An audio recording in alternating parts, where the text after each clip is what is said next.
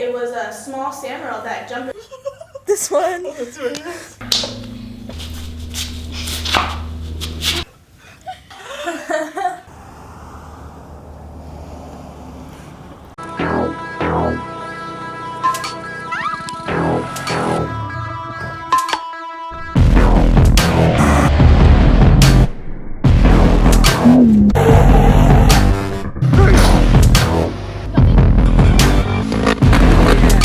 We need to drug test him.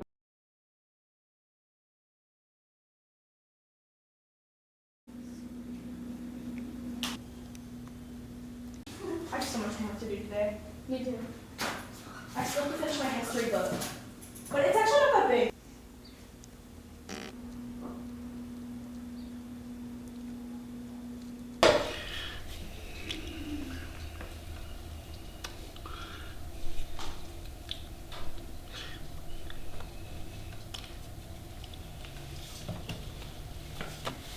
Hi, my name is Ruslan Yankilevich, and I'm going to be interpreting for my dad and my brother, and I'm going to be the one asking them questions in this interview. What's up, guys? My name is Ruslan Yankilevich, but everybody calls me Ruslangreasehandz. So, first of all, how did you get included with racing? What made you want to become a racer? One day, a couple years ago, me and my dad were at the Sand Sports Super Show or Off-Road Expo, either one.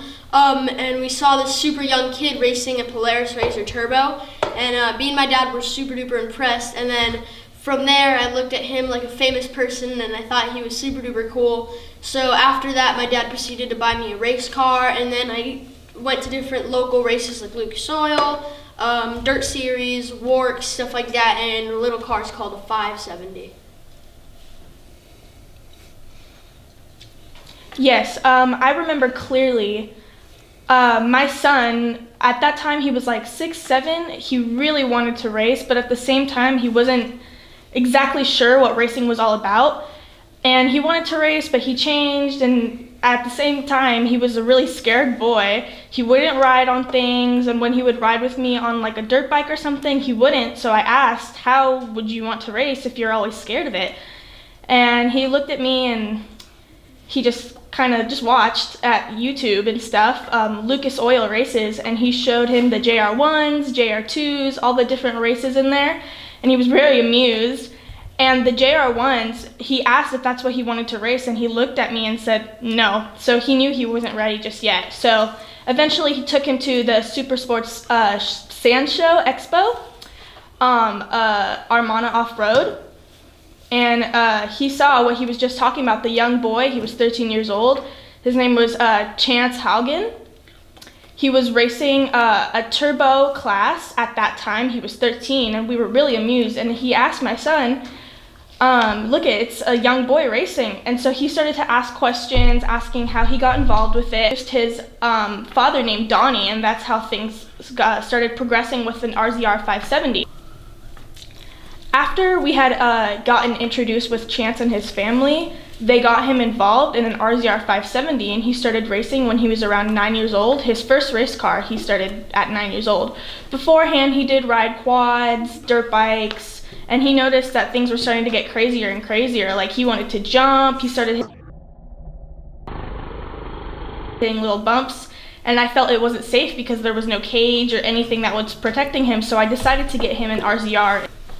So Ruslan, since you started racing, what do you like better, short course or desert racing, and why?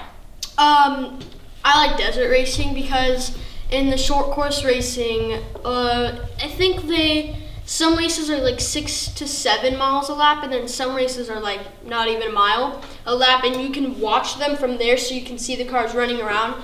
And for me, it was like 10 to 12 laps, and just for me, it just didn't feel right. Like, it was like same thing every single lap, same, and then it just gets boring after like a couple laps. After 5 laps, I'm already bored, I'm not amused, I don't have any adrenaline, and then I start getting behind because it's boring.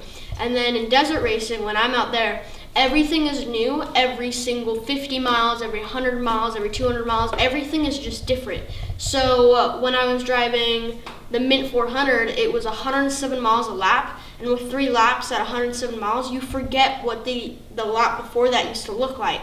So when I was driving on a Mint 400, everything just felt so new. Like, oh, I haven't seen that before. Oh, I haven't seen that before. So I feel really amused driving in desert racing.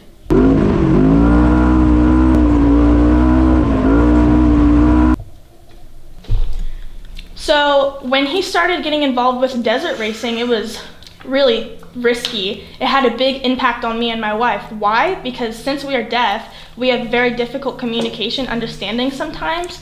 So when he raced short course, everything was going good, everything felt nice, it was easy and simple, until someone recommended about him racing in Warks. It's a more bigger short course track. And they suggested about UTV World Championships. It's more of a mixed desert and short course. And it got my attention. I asked my son, do you want to try something different? And he said, yeah, sure. So we decided we went to UTV World Championships. And wow, it was huge, much different compared to Works.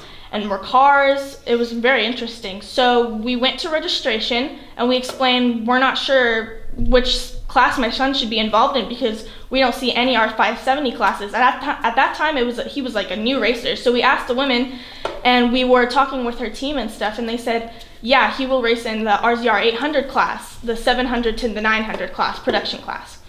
So we said, okay, we started asking, will he be racing in the desert or will he be racing short course, like that small little area? And they said, no, just a small area, you can see him. So perfect, he said, yeah, he wanted to race. So we got the registration done, we got tech inspection passed, we were so excited. And we were ready setting up the staging and everything, and we noticed that there were so many cars, the 1000 class, the 900 class, the 800 class, the 700, and we looked and we asked the women who was working at the staff to make sure this is short course, right? Or is this the desert? And they said, no, don't worry, it's short course, but there's so many cars, does that mean it'll split and some people are going to different like tracks or something? And so it was kind of hard to understand, but we just continued anyway. My wife was worried. She said, is this short course? We're just making sure. So he said, yeah, short course. So all the 1000s left, and the different rows of 1000s, they all went, and we started to feel kind of nervous because we knew something is up, something is wrong. So everybody left until it was his turn to go. He just started going off into the desert. We started getting scared. We're not sure what to do, where he was going.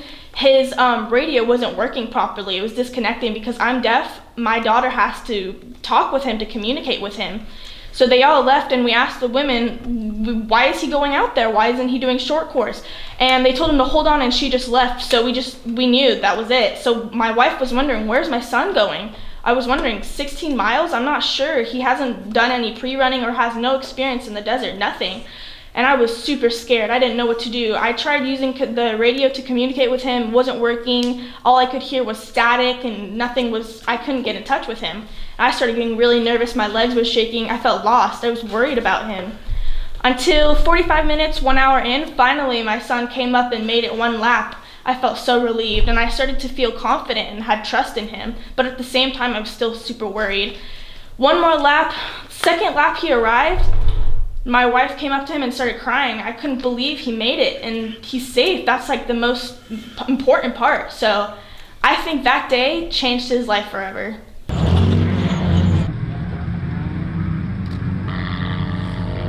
Okay, so Ruslan, what popped in your head making you want to jump the canal, and where did you get this idea from?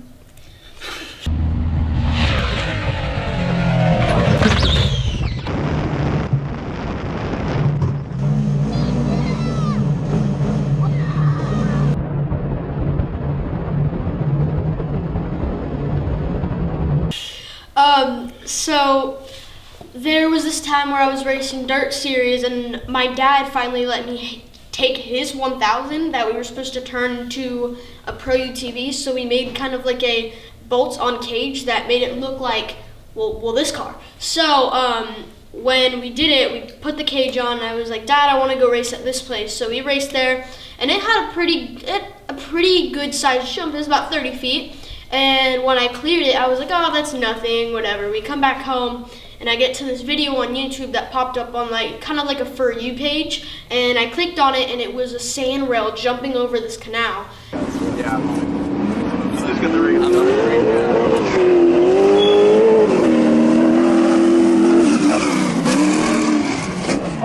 And it didn't look that big. It looked like exactly the same how my jump was in Glen Helen, and it was a super short run up.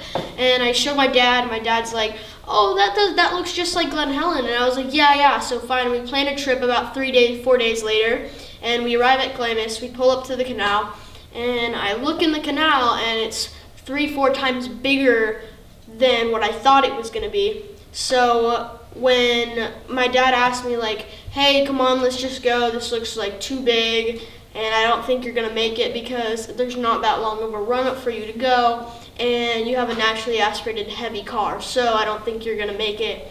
And I look at my dad and I go, "Do you believe in me or not?" And then I hopped in my car and got my safety ready, and then I backed up, and then my dad got the camera set up just because it was like, okay, and he knew I was gonna hit it anyway.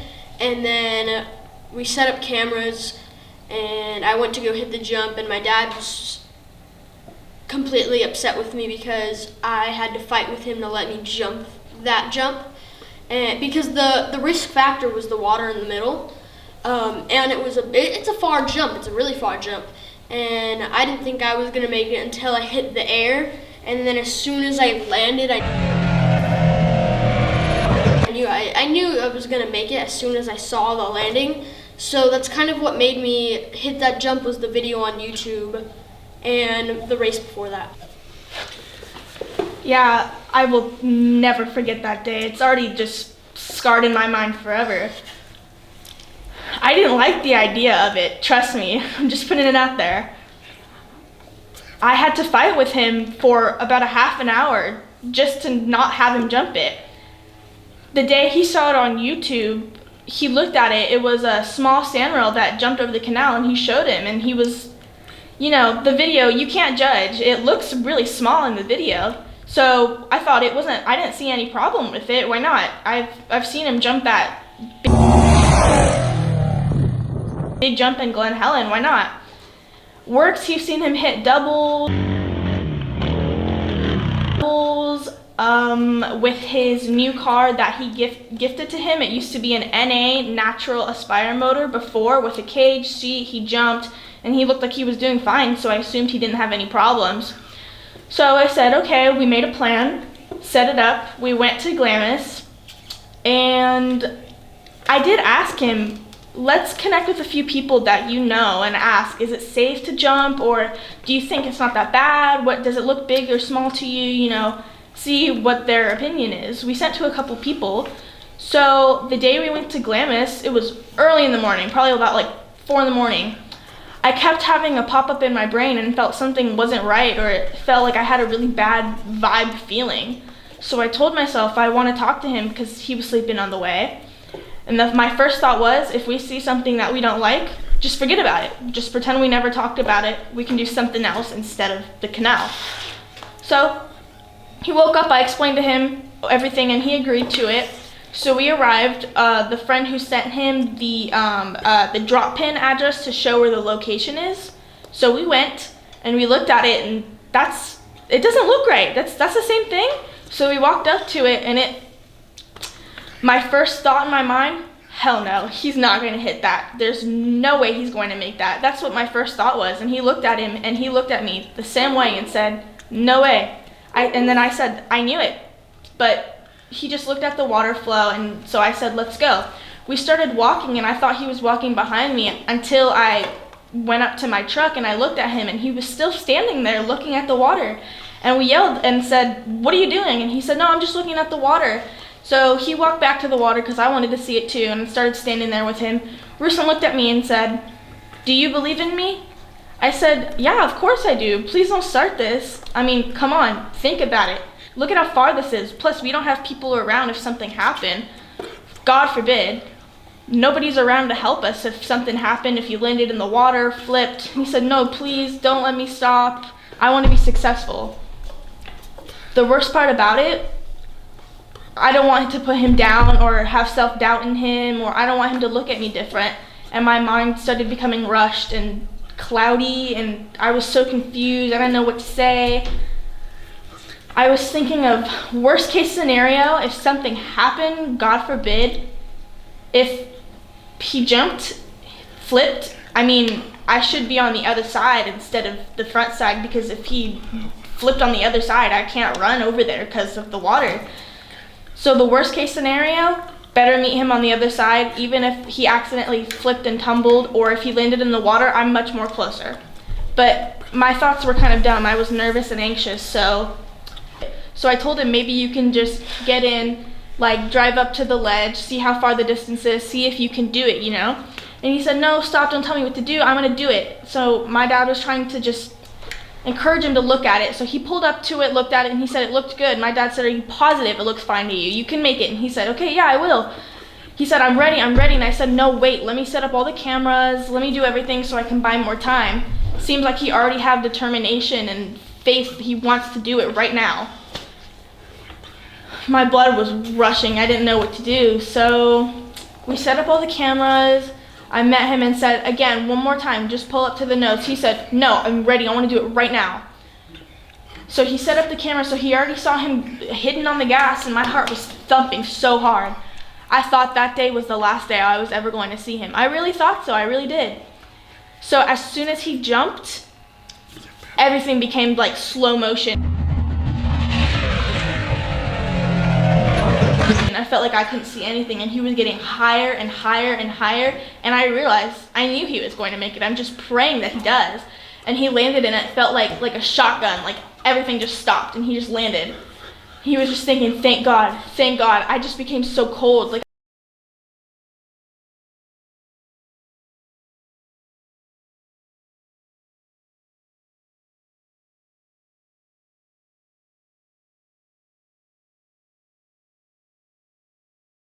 I wanted to drop to the floor.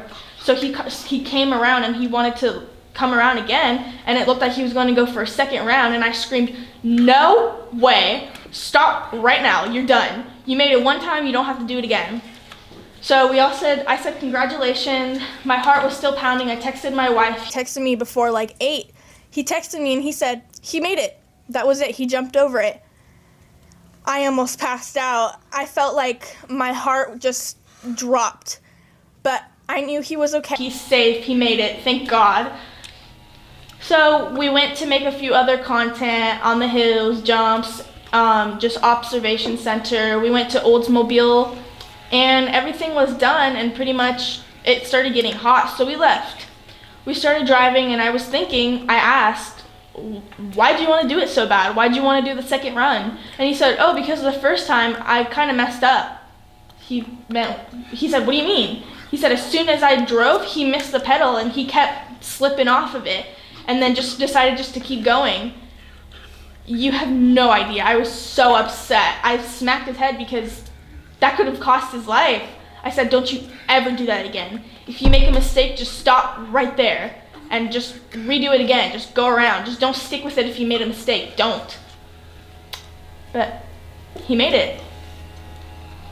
So as soon as we just kind of had a little chit chat, I was telling him, why don't you make some type of video, see what people think about it. He sent to a few of his friends that he already made it, and it seemed like they made it such a big deal. And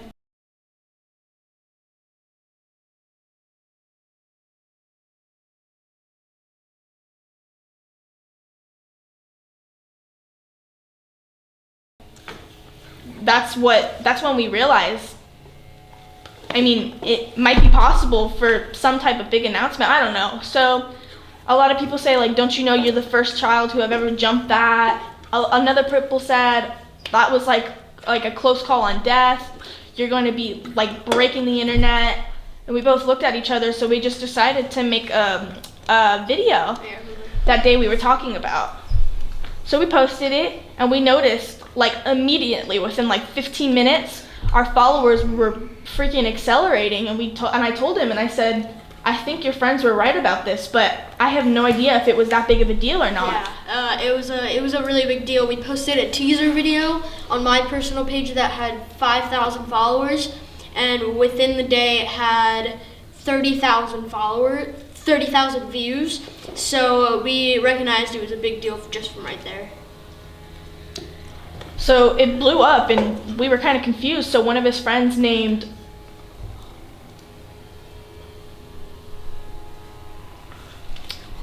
The Instagram name, Bordersville Men, Dune and Destroy, Blake Wilkie. I forgot a few others.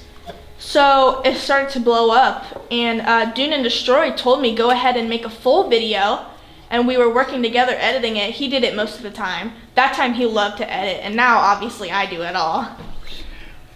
He was editing with the help of some sponsors, getting some feedback about it. We posted it. Next day, I think,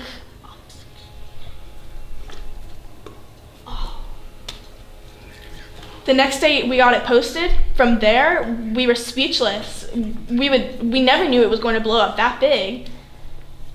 So that day changed our life forever, especially Ruslan. And from there, he's just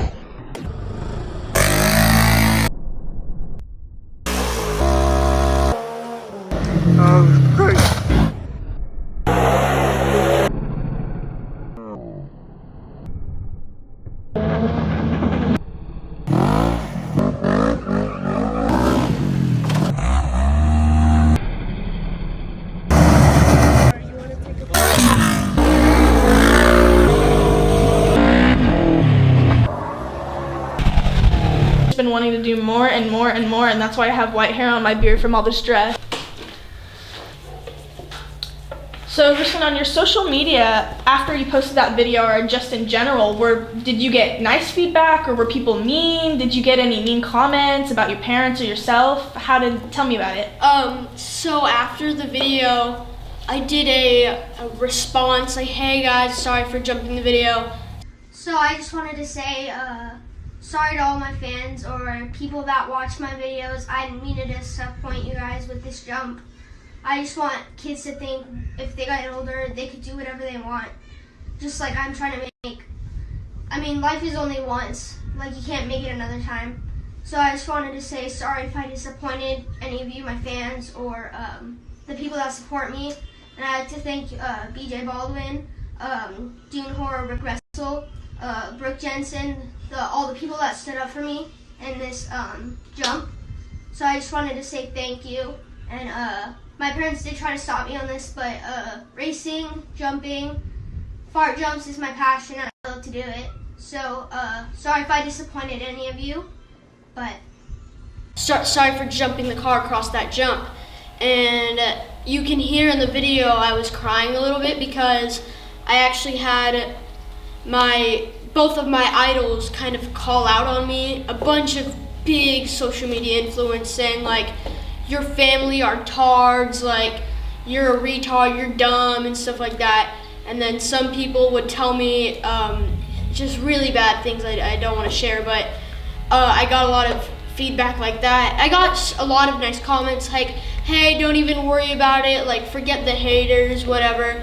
And if you didn't see Dune Destroy, I posted at the same time, like Ruslangreasehandz blocking out the haters and stuff like that, because I would say out of the 100 million people that saw that video, at least half of them were all bad, and then the other half were all good.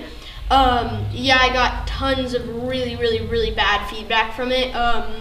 Like, I don't know how you would think of this, but a grown man watching a 10-year-old's video telling him that he's stupid and that he's gonna be in a wheelchair by the time he's 20 and stuff like that, and that kind of stuff just scares me. And at that point, I told my dad, like, I don't want to hit any jumps. And then I realized to myself that they are taking the time out of their day, go on my Instagram and commenting something that they can't do. So I stopped worrying about them and I just started proceeding to do what I want. That day, the video went viral. I got tons of messages that people sent to me that are super mean. Really bad, but I try not to pay attention to it because it does impact me and my wife and my whole family. And I had several people send, like, literally say, I know where you live, I'll make sure you die in your sleep because you can't hear me, or what kind of father are you to let your son jump that, or I've known a few racers around who talk crap about us on Instagram and start posting it and stuff, and I realized, I got a lot of ugly comments, but I told my son, don't pay attention to all the haters. They're taking their time out of their day. I know they're worrying about safety. Yes, of course, don't get me wrong. Safety is top priority. People think we're putting him in child endangerment, but no, that's like neglect. Or people think me and my wife use him as like fame or use him as whatever to make money, but really no. Just, it's a lot of ugly messages, and his depression started like going down, and I told him, please just keep your head up, just keep going. If you love what you're doing, just keep going. I'm not going to stop you. I'll make sure I support you in every way possible. I'll make sure you have top-notch safety equipment. Sometimes I always remind him, please use your best judgment. If you feel like it's something you shouldn't do, don't do it. Just forget about it. We'll do something else. Even if we drove 10 hours to go to one place and we don't feel comfortable about it, let's just leave. It's important to me to make sure that you are safe, because priority is number one. But it was the most challenging thing to deal with and see people like send us all these negative comments. But on the positive side, I really appreciate it and thank all the people who have been supporting him, always giving positive feedback, advice, tips. It was a challenge. But again, for you all people who are young watching us, if you want to do something, please make sure you use your best judgment. Ask your parents if it's okay to do something that you know probably won't be as safe, and that's all I can really say. So after that jump, I still raced that one series works. When I would pull up to the line, I didn't have the nicest car at all. Maybe mine was one of the, we were on a budget in racing, and I would have people like come put their trash in my car or like lean on it and act like it's a bench or like a couch. Like literally everybody would just come up to my car, or some people would take pictures and then cut me out of the photo. So yeah, it did really hurt. Nobody liked me after that, and it was very hard on me. Like I'd have kids come up to me and pull on me on my neck harness and stuff like that, because I used to have one that was latching around my waist, and they would come around me and just start pulling on it and just messing around with me, treating me like a dummy doll, and they were like throwing me around. So, or kick my balls. I've gotten kicked in the balls like 30, 40, 50 times at that event, just because, well, they just disliked me. So.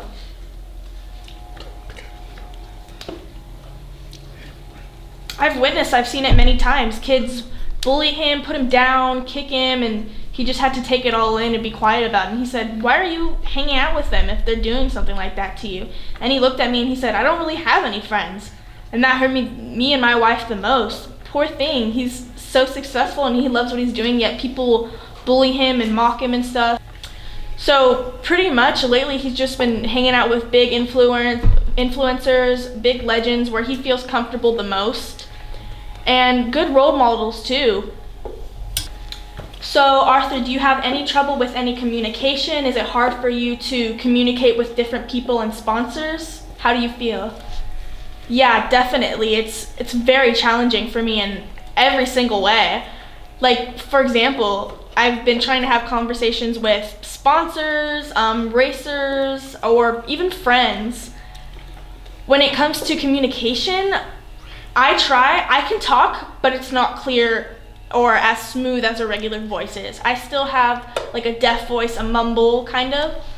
So when I speak, they don't understand, and I have to keep repeating it until they understand. So when they talk, sometimes I miss it. And so they just say, never mind, whatever, it's okay. It's all good, don't worry about it. So I feel like I have no sense of communication with them because they can't understand me or I can't understand them. Or sometimes I ask, like, maybe paper and pen. Oh, it's okay, I'll tell you later, don't worry. Or even text messages, oh no, I can't see, I can't read it. So I feel like I'm really limited to communication. I feel like I have no other way. Secondly, when it comes to his racing, that's the toughest part. I the whole time, thought that most of the racers, their parents, would help him with tips, advice, and I started to notice my son behaving a little bit different. When they started to tell him, they would talk to him, he can't see because they're talking fast, so he has no clue what they're telling him. So when they leave, I have to ask him, what are they saying? They said, oh, okay, make sure you slow down and let him go fast. Don't drive fast because if you drive fast, you'll tumble. And I was wondering why they're giving him tips like that to start off slow. I told my son, don't do that, don't listen to them. That's where I felt really like gross. They're taking advantage of my son because they know I can't understand, or I can't understand what they're saying. Third, when it comes to staging, people are all watching. Some people I know, and I'm not very fond of them, but I have respect. I notice they treat my son not right. They put their trash in his car or lean on it, you know, just trash it. And it's not right. It's difficult for me because I want to stand up and tell them, but again, I want to be civil and I want to be the better person. So many times I'll say hi to people. I've noticed, like, I'll turn around and look at them and I'll notice they're mocking me and stuff. So whatever. And it's tough for him because sometimes I have a group chat or whatever and they're all talking and stuff and I'm just watching. I don't bother. Just enjoying watching them have fun, talking, laughing, you know. When they talk about me, I have no clue. I can't hear them. So he looks at me and he's kind of upset and I'm asking him what's going on. He says nothing. So later we go home or, you know, we're eating and he explains to me that they're talking crap about you and they're making fun of you. And I ask him, why didn't you tell me? I could have asked what's up. And he said, no, I didn't want to see you upset or angry that other people have to talk to you. And it's upsetting that he has to go through this and hear all of it. That's the toughest part about communication. So far in your racing, what do you think has been your biggest accomplishment? What do you take most pride in? Definitely racing Parker 250, San Felipe Mayhem 175, and my biggest race so far is the Mint 400.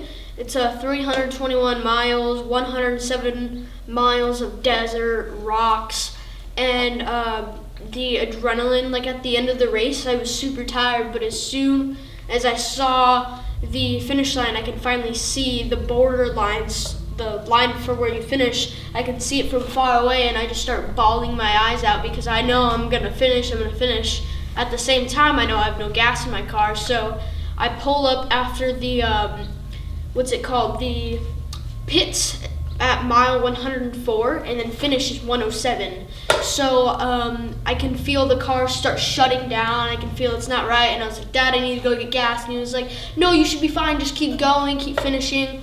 I can feel the car just squeaking and squeaking. So by the finish, I started going 40, 50 miles an hour trying to save the gas in my car. And by the time I finished, as soon as I crossed the finish line, we blew a fuse and it shut the car down literally right after the finish. So we know if I would have died out just right before that, I wouldn't have finished the race. So yeah, thank God for that because I blew the fuse as soon as I crossed the finish line. So I had to be towed up on stage. So I take most pride in that race as the Mint 400. Also, in UTV Takeover Oregon, I got a car and launched it 141 feet.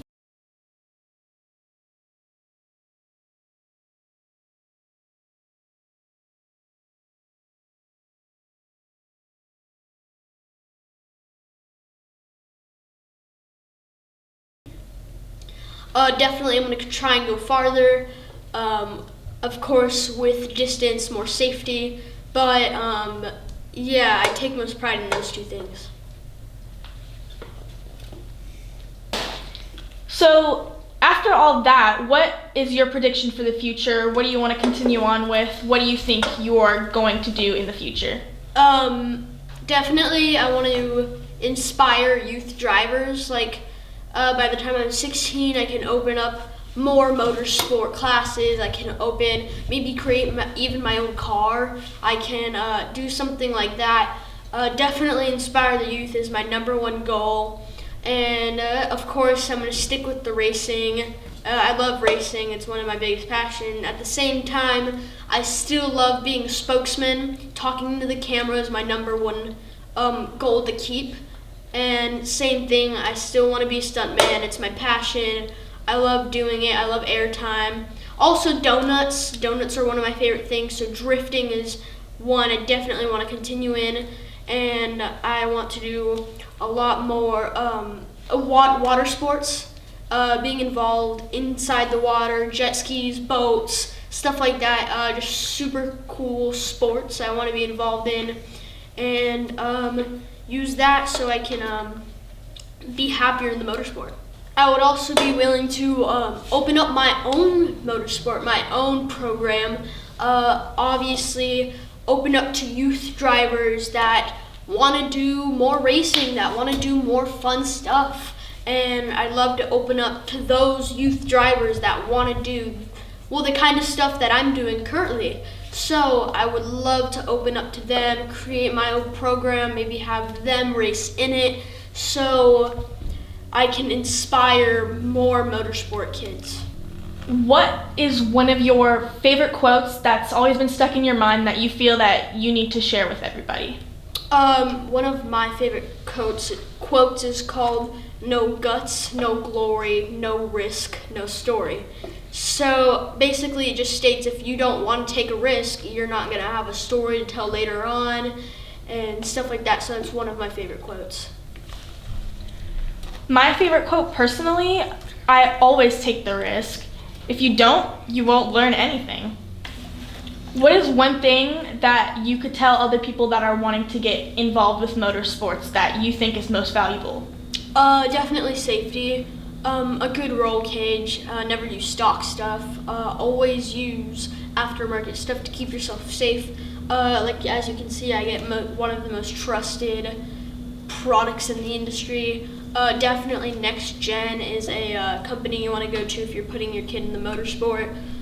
They have neck pillows, harnesses, which is the kind of stuff I use. And then another good company I use is called PRP Seats. They have seats, boosters, seat belts, and a lot of other good products. They have containment seats and suspension seats. So I use their containment seat. I think it's a carbon seat, I'm sure, or hard shell. It's called hard shell. Okay, so it keeps me inside the seat, super locked in and tight. So this part of my body is covered inside the vehicle, and then when you add the Next Gen, it holds my neck up, and then at the same time, it holds my neck back because of the harness.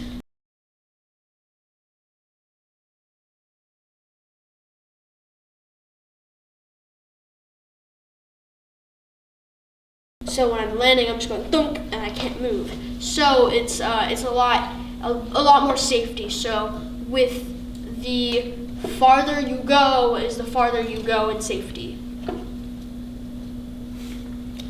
Yeah, definitely. For me, he's much more than right. Safety is the top priority. Safety, please. Always think about safety. Number one, before you do something crazy, make sure the belt is fastened tight. Make sure your neck, especially, I'm much worried about him because of his neck. Make sure you have the right equipment. A Hans device is what you need the most. Make sure it's tightened down to keep your head back so you don't get whiplash. That's number one. Secondly, it depends on which setup you want to do. You want jumps, short course, desert. They have different types of setup designs for specifically cars, like jumping. Make sure you have the right equipment, like long travel, right shocks, right seats, right harness, stuff like that. Desert racing, it's a little bit different. Shocks, the shock setup, you need different adjustments for desert. Short course, shock setup is different. Short, low, desert's a little bit high. You have to research before you do something because this thing costs lives. But again, top priority is safety, number one, please.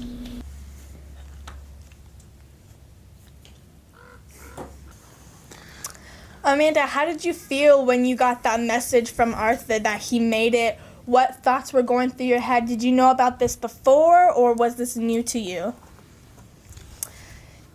Yes, the day before he jumped over the canal, he wanted to jump, and I said, okay, he showed me a video of one sand rail jumping over it, and I just kind of looked at it, and it looked pretty small, and I've never seen the canal before. Keep this in mind. In real life, I've never seen it before. I've touched Glamis before, but I've never seen the canal. So I was like, oh, okay, of course. I was pretty nervous. I was worried, yes. So I said, okay, I told my husband, just text me. I can't go, I was too worried to go. I felt really anxious. Just text me when you arrive. Text me after he jumps, not before. Just text me if he made it or not. So he said, okay. They left probably about 4 in the morning. They texted me at 8 and said, yeah, he did make it. And my heart was pounding. It dropped to my stomach. I felt so anxious. I felt relieved. I was imagining, I thought maybe something bad would happen, or, you know, I had no clue what to think. I don't know what words to put in, but they got home, came up to me, and everything seemed pretty good. Everyone seemed excited. Nobody was hurt. Nothing was broken. Of course, the video went viral, and we never had expected this would happen. No, I really had no clue. It just blew up. It broke the internet. He was the first child who jumped over the canal in a side-by-side. So I was really relieved, and I learned that the next day, everything just changed. Everything was new. There were so many offerings, so many people wanting to meet up with him. We were so overwhelmed. And of course, we got a lot of ugly hate comments, like the worst about our parenting. And I was really worried when what other people would think of me. But again, it's his passion, it's what he wants, and it's his dreams, and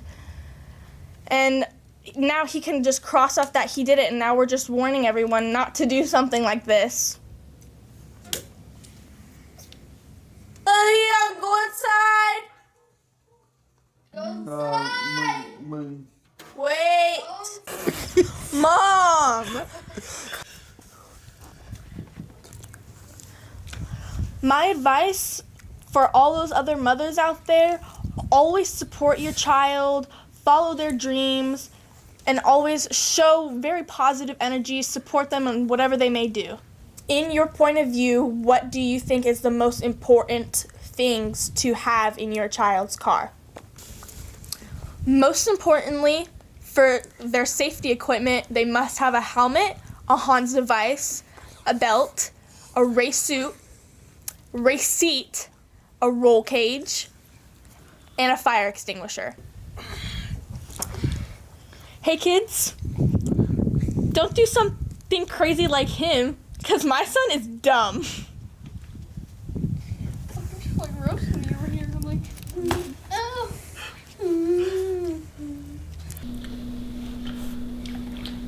I would like to say thank you for your time watching our video, his journey and his racing lifestyle. Thank you so much. I really appreciate all the help and all the feedback. Anything you'd like to say? I'd like to say thank you for your time for watching this video. Also, make sure you stay safe and turn on my post notifications to see more videos, and subscribe. And if you're watching this on Instagram, follow me on Instagram. So. And I'd like to say, after last, I want to say thank you, especially to my daughter right now. She's the one asking us questions and interpreting. So you can listen to what I'm saying and understand what I'm saying. Thank you so much. I really appreciate it. Love you.